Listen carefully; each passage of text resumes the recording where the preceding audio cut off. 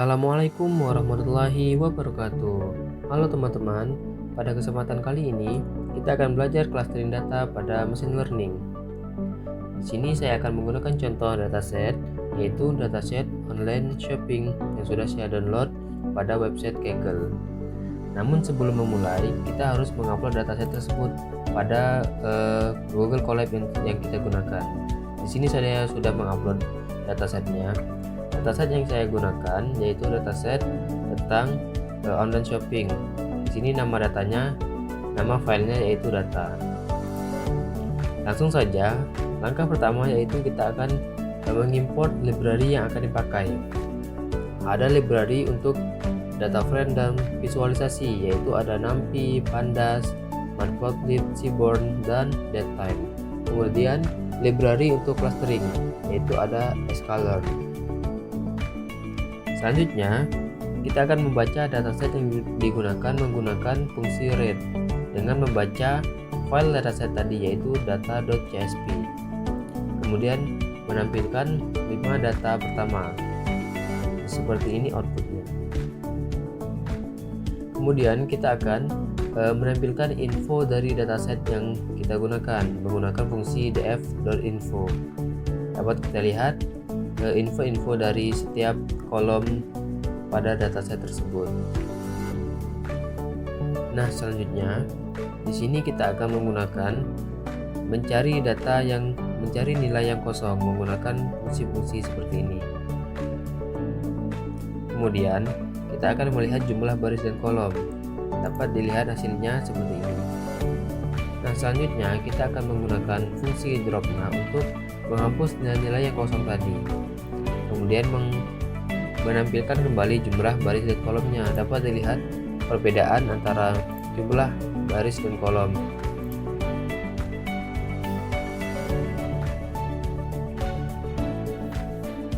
Nah, kembali ke tujuan awal, analisis yang dilakukan pada case ini adalah untuk memperoleh segmentasi dari atribut customers yang didasarkan pada 3 faktor, yaitu resensi, frekuensi, dan monetary. Resensi yaitu jumlah sejak pembelian terakhir, frekuensi yaitu proses transaksi, dan monetary yaitu total transaksi kontribusi pendapatan. Langsung saja, selanjutnya kita akan membuat atribut monetary, yang dimana atribut ini dibuat dengan mengalihkan nilai dalam kolom diskon dengan nilai kolom price. Keduanya diubah menjadi tipe data plot terlebih dahulu. Selanjutnya menampilkan kembali 5 data pertama. Dapat dilihat outputnya seperti ini. Kemudian kita akan membuat atribut frekuensi, yang dimana ini menghitung frekuensi pembelian atau jumlah transaksi yang dilakukan oleh setiap pelanggan pada data frame. Nah, selanjutnya kita akan menampilkan 5 data pertama kembali. Nah, selanjutnya kita akan menggabungkan 2 data frame.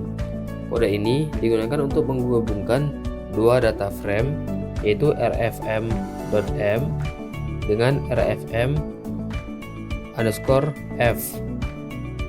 di mana berdasarkan kolom customer ID.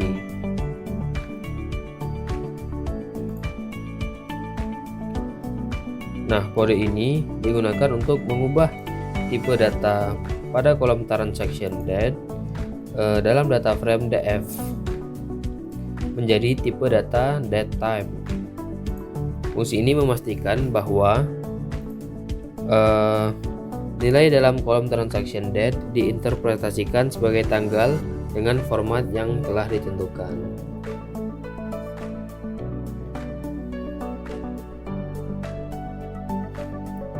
Nah, selanjutnya kode ini digunakan untuk menemukan dan menampilkan tanggal maksimal atau terbaru dalam kolom transaction date dari data frame yang telah kita buat tadi. Selanjutnya, kode ini digunakan untuk menghitung selisih antara tanggal maksimal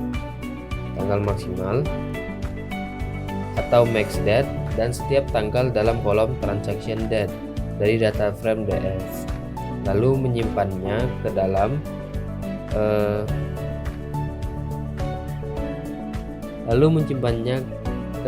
kolom baru bernama div. Kemudian menampilkan kembali 5 data pertama. Dapat dilihat di sini terdapat kolom div. Selanjutnya kita akan menghitung last transaction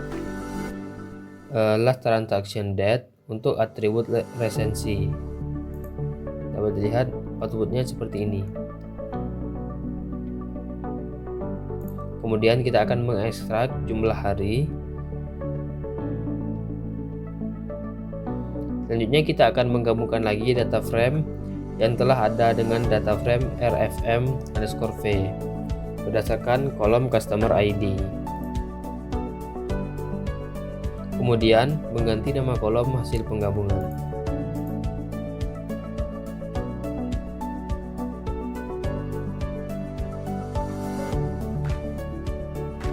Nah, selanjutnya kita akan memvisualisasikan dengan membuat box plots yang menunjukkan distribusi dan outline dari variabel monetary, frekuensi, dan resensi dalam data frame RFM menggunakan library Seaborn dan Matplotlib. Dapat dilihat outputnya seperti ini.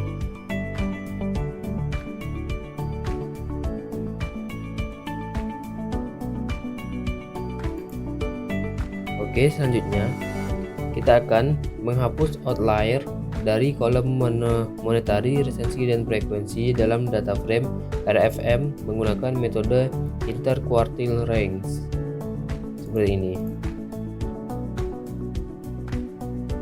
Selanjutnya kita akan melakukan penskalaan atau scaling pada atribut monetary, frekuensi, dan resensi yang ada dalam data frame RFM.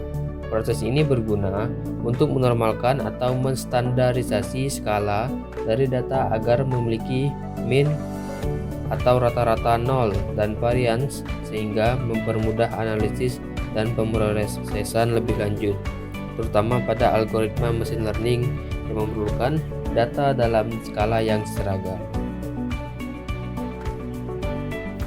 Selanjutnya kita akan mengubah array hasil penskalaan data rfm_df_scalar menjadi data frame pandas yang baru, kemudian mengganti nama kolom-kolomnya menjadi amount, frekuensi, dan resensi. Kemudian menampilkan 5 data pertama. Dapat dilihat outputnya seperti ini.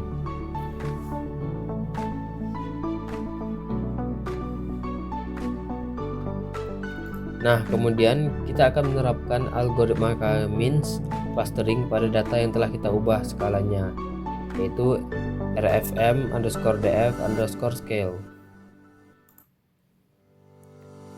Kemudian mengakses label cluster yang telah ditugaskan oleh model K-means kepada setiap titik data dalam dataset yang digunakan untuk pelatihan.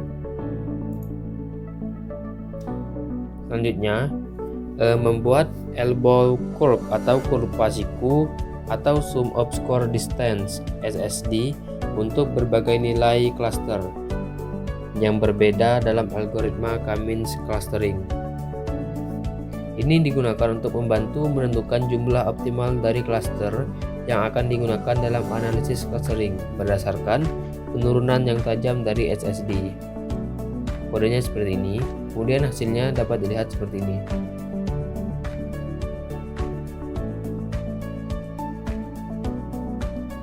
Nah, selanjutnya kita akan melakukan analisis Silhouette untuk berbagai nilai n cluster dalam algoritma K-means clustering. Silhouette analysis adalah salah satu metode evaluasi yang umum digunakan untuk mengevaluasi kualitas dari clustering yang telah dilakukan.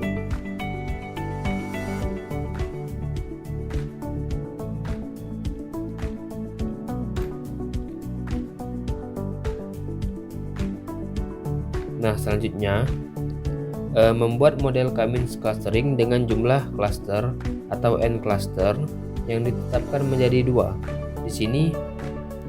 Di sini RFM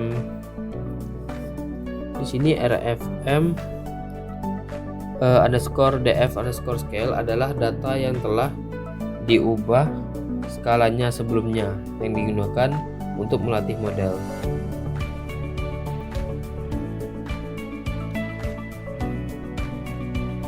Kemudian menambahkan kolom baru yang disebut cluster underscore ID ke data frame RFM. Kolom ini akan berisi label cluster yang telah ditugaskan oleh model K-means kepada setiap baris dalam dataset yang digunakan untuk pelatihan.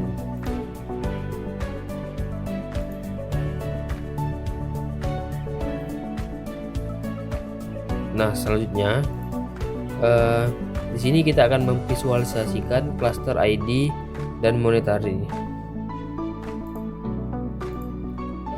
dengan membuat box plot yang memvisualisasikan distribusi variabel monetary atau besaran moneter di dalam setiap cluster yang ditetapkan oleh cluster.id dalam data frame RFM. Dapat dilihat hasilnya seperti ini yang bisa digunakan sebagai analisis. Nah, jika tadi pada monetary, selanjutnya kita akan memvisualisasikan variabel frekuensi di dalam setiap cluster yang ditetapkan oleh cluster underscore ID dalam data frame RFM. Dapat dilihat outputnya seperti ini. Selanjutnya kita akan memvisualisasikan distribusi variabel resensi atau periode akhir dalam setiap cluster yang ditetapkan dalam cluster ID dalam data frame RFM. Dapat dilihat hasil akhirnya seperti ini. Nah, seperti itulah cara clustering data pada machine learning. Semoga bermanfaat. Terima kasih. Assalamualaikum warahmatullahi wabarakatuh.